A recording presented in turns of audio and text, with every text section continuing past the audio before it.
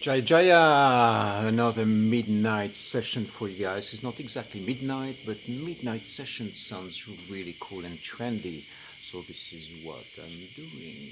So the topic for this video is why are we talking about the dark masculine? Why is it that we are activating codes of dark masculine? Why do you see me around running like a crazy madman with a trishula and playing with magic and going into rage on the waterfalls and activating all this beauty and this bliss of intensity and passion?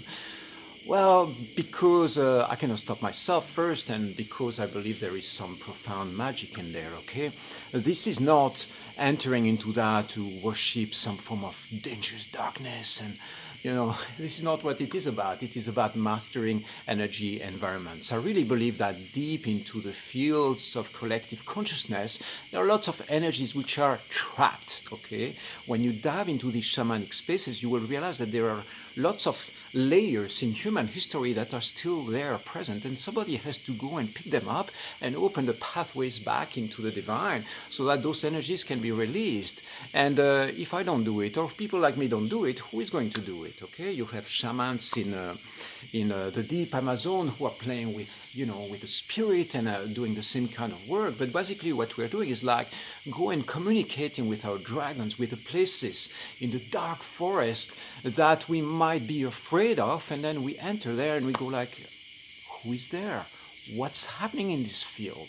It's an exploration, because the deeper we go into these roots of our consciousness, the higher we can go into the light vibration, into the cosmic codes. So this is a full alignment and a full integration of the multi-dimensional aspects of our being. Okay, this is really important to understand that spirituality in love and light is a beautiful thing, and at some point you have to go and access those aspects of your life, of your being, which might be hidden, the darker aspects of your being, which are also part of your substance. If you have a whole aspect of your life over here, or a whole aspect of the collective consciousness that you don't know anything about, guess what's going to happen? Those aspects are going to dominate or control some aspects of your being without you being aware of, because it's still there. The fact that we are not looking at them doesn't mean that they disappear. Pretending to be blind to them, you just go like, no, that word, that doesn't appear. I don't have, I have zero anger. I don't have any rage inside of me. I don't have anything that would be labeled as dark or shadow. Of course we all have. Of course it's part of humankind. If you look really deep into the dynamics of what's happening on this planet right now, darkness and shadow is everywhere. Okay, it's like a frequency or an energy, a reality that we can tune into, and when we put our glasses, our shadow glasses, and start seeing the dynamics of shadows playing in the dynamics of what's happening right now on this planet, then that's it. It's unveiled. It's easy to watch and it's easy to see. And then you go like, oh, it's happening out there. It's governments, corporations, it's the whole COVID conspiracy, it's other human beings, it's my neighbor, it's my ex-wife or my ex-husband. Come on, give me a break. It's you. It's inside of you. It's inside of us. All these shadows and all these dynamics and all this darkness that we are talking about and that we are inviting people to dive into and to master. Those are aspects of our humanness, and unless we go and look at them, then they stay there, stuck, blocked somewhere, in trying to be pushed away, and then coming out in moments of challenge and in moments where suddenly your life is in crisis, and all that comes to the surface. Somebody pokes you a little bit too hard and you explode into a rage and you go, oh, I lost my center. But the thing, when you lose your center, what's really happening is that there are dragons. You're sitting on a volcano of energy that is ready to explode. So why not go and check it out when everything is calm and everything is stable and good, and then you go like, oh my God, I'm discovering aspects of myself and this feels really dark and dangerous. Yeah, it is dangerous. Those are zones of our life as human beings that are potentially, they can be potentially destructive, they can be potentially harming for ourselves or for other people. But the point is this, it is that we go check them out and then we discover ways of mastering that. So you have immature shadows and mature shadows. The immature is when it's not seen, when it's dominating your life. For instance, if you have a jealousy outbreak and you are completely dominated by this emotion, you are enslaved by an emotion that you don't control, that you don't direct and you don't master it. Whereas what we want to do is to look at all this stuff and find ways of being master of all of that. It means that what we're trying to do really is be masters of light and masters of darkness, masters of all the energy realities that on this planet, that are present on this planet and in our collective. And so you might be, wow, masters of darkness. Well, guess what? Darkness is just an energy. The fact that you play or that you activate or you ground or you learn how to navigate that is a little bit like learning how to surf the waves when there is a storm on the ocean. Who is the better surfer? Somebody who can surf just tiny little waves, or somebody who can jump into these mega waves and master that energy? It is the same with life. If you can master the light, master the light is already something really beautiful and powerful that requires a lot of focus.